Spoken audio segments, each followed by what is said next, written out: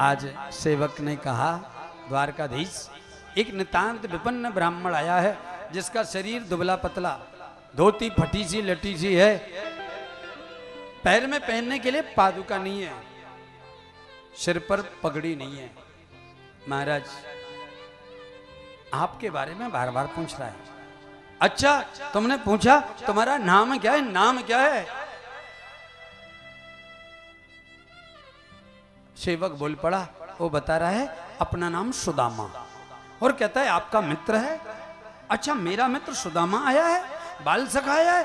हाँ, इतना सुना था। द्वारकाधीश ने उठ करके खड़े हुए, दौड़ बड़े मिलने के लिए, सुदामा से मिलने के लिए दौड़े दौड़े जा रहे हैं, और द्वारकाधीश आनंद पूर्वक पहुंच गए सुदामा के पास, और जाकर के सुदामा को बाहुभ्याम परिरंभता आज अपने अंक में भर लिया, अपने अंक में भर लिया। सुदामा को लेकर के आए, अपने सिंहासन पर बैठाला, स्वयं नीचे बैठ गए, और सुदामा के चरण कमलों को देख करके बड़े भाव से भगवान आज उनका अभिषेक कर रहे हैं। पूछने लगे, ऐसे बेहाल बेआयन सो पुनी, कंटक जाल लगे पुनि जोए, आए महा दुख पाए सखा नहीं, आए ते न कित दिन को। अरे मित्र, तुझे मेरी याद नहीं आई है? तू यहां नहीं आया?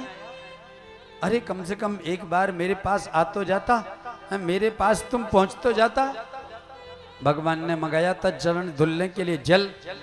आज द्वारकाधीश चरण देख देख करके इतने रोए, पानी परात को हाथ छुओ नहीं, नैनन के जलसों पग धोए।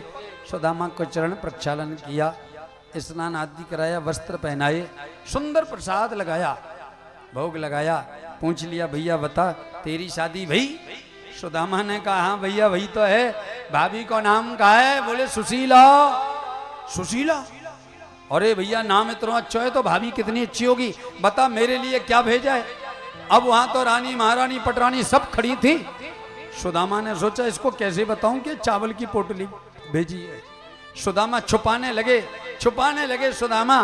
भगवान ने अवसर पाया, छीन ली पोटली, और पोटली छीन करके खोली, और खोल करके प्रेम से एक मुट्ठी पान करी, एक लोक का राज प्रदान कर दिया राजन। दूसरी मुट्ठी पान करी, दूसरे लोक का राज दे दिया। तीसरी मुट्ठी पान करने लगे तो रुक्मणी महारानी ने हाथ पकड़ लिया, मानो कह दिया था कि सुदामा को सब कुछ दे दोगे तो हम कहां रहेंगे। आनंद पूर्वक सुदामा के इस आनंद का बखान कौन करे। 6 महीने तक द्वारकाधीश सुदामा के यहाँ रहे, द्वारकाधीश के यहाँ सुदामा रहे। भगवान आनंद से प्रसाद ग्रहण कराते हैं, बाल समय की चर्चाएं करते हैं। एक दिन पूछ लिया था सुदामा ने, महाराज मुझे ये दरिद्रता का सामना क्यों भोगना पड़ा? तब द्वारकाधीश ने कहा, मित्र याद कर, जब हम गुरुकुल में थे, पढ़ने जाते थे, उस समय एक दिन माता ने हमको चने दिए थे, हम गए थे लकड़ी लेने के लिए, और उस दिन तूने मेरे भाग को खाया। तूने चने चबा रहा था, मैंने पूछ लिया, सुदामा ये क्या खा रहा है? तूने झूठ बोला था, दांत किड़किड़ा रहे हैं, और उसी का फल है कि आज तुझे दरिद्रता का सामना करना पड़ा। बोलो राधे राधे। मानो द्वारकाधीश कहते हैं, सुखदेव मुनि कहते हैं, राजन देख, जब व्यक्ति दूसरे के भाग का ग्रहण करता है तभी उसके पीछे दरिद्रता लग जाती है। इसलिए जीवन में कभी किसी का भाग मत मारो, चाहे भाई का हो, चाहे सेवक का हो, चाहे स्वामी का हो, कभी नहीं मारना चाहिए। संत सुखदेव मुनि कहते हैं, सोन का देखो, आज सुदामा ने कहा द्वारकाधीश मैं चलूं, बार बार मिलन हुआ, और सुदामा आज द्वारकाधीश से विदा लेकर के अपने नगर में पधारे। जैसे ही पधारे थे द्वारकाधीश, उसी समय सुदामा जब पहुंच गए थे अपने भवन में, तो देखा जहां झोपड़ी थी वहां सुंदर महल खड़े। सुदामा मंदिर देख डरे।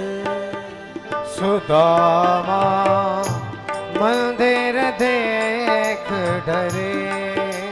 देख करके सुदामा के मन में भाव आया, यहाँ हाथी मेरी टोटी झोपड़ी कंचन महल खड़े। उसी समय सुशीला आई। ये सब द्वारकाधीश की कृपा से हुआ है। सुदामा आनंदित भये हैं।